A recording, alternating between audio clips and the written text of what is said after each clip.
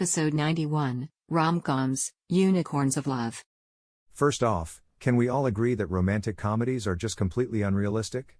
I mean, sure, it's fun to get lost in a love story where everything works out perfectly in the end, but come on, real life just doesn't work like that. Let's start with the classic meet cute. In movies, the couple always meets in some cute and quirky way, like they accidentally bump into each other on the street, or one of them drops their books and the other helps them pick them up. But in real life, if someone randomly bumped into me on the street, my first thought would be ew, personal space please. And then there's the grand romantic gesture.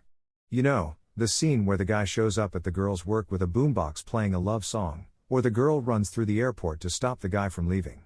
In real life, those gestures would be considered creepy and stalkerish. Plus, who has time to make a mixtape or run through an airport? I'm lucky if I remember to put on matching socks in the morning. And let's not forget the misunderstandings that always happen in romantic comedies. The couple will have some big fight, usually based on a misunderstanding, and then spend the rest of the movie trying to make up. But in real life, if someone misunderstood me like that, I'd be like, no, let me explain. And if you still don't get it, I have a PowerPoint presentation to show you. But you know what's really absurd about romantic comedies? The fact that they always end with the couple living happily ever after. In real life, relationships take work. They have ups and downs, and they're not always easy. But in movies, the couple just has to overcome one big obstacle and then everything is magically perfect. In conclusion, romantic comedies are just completely ridiculous. But you know what? I still love them. I'll never get tired of watching two attractive people fall in love in a completely unrealistic way. It's like a guilty pleasure that I just can't resist.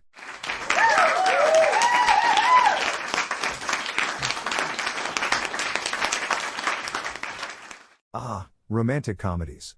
The genre that has made us all believe that love is just a meet cute and a montage away. But let's be real, folks, these movies are about as realistic as unicorns and talking animals. First of all, have you ever noticed that in these movies, the woman always has a high-powered job that she's never actually seen doing? She's just always rushing around with a cup of coffee in her hand, looking frazzled and important. And then there's the guy, who's usually some kind of commitment phobe until he meets the woman of his dreams, who magically changes him into a loving and devoted partner. But here's the real kicker, these movies always end with a grand romantic gesture that, in real life, would be considered stalking. I mean, imagine if a guy showed up at your doorstep with a boombox blasting Peter Gabriel, or stood outside your window holding up cue cards professing his love. That's not romantic, that's a restraining order waiting to happen.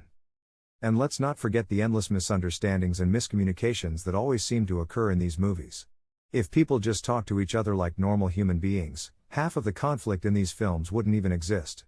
But I guess that wouldn't make for very compelling cinema, would it? In conclusion, romantic comedies are a beautiful fantasy that we can all enjoy, but let's not take them too seriously. Because in real life, love is messy, complicated, and definitely not resolved in 90 minutes with a perfectly timed kiss in the rain.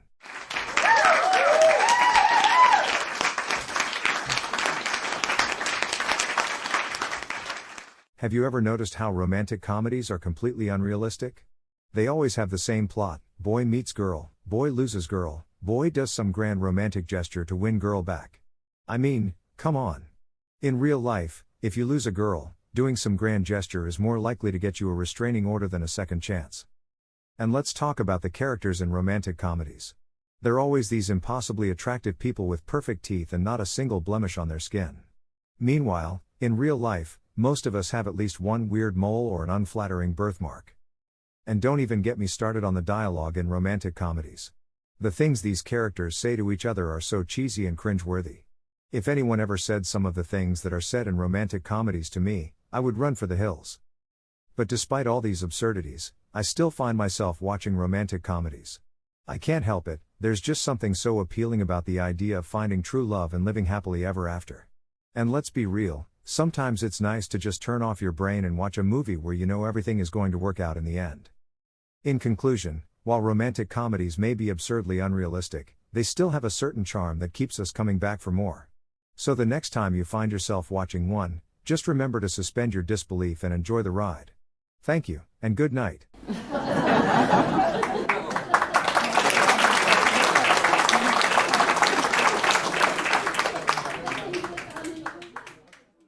And that wraps up another laughter-filled episode of Not So Funny, eh? If you enjoyed the jokes generated by our AI algorithms, don't forget to hit that subscribe button and join our comedy-loving community.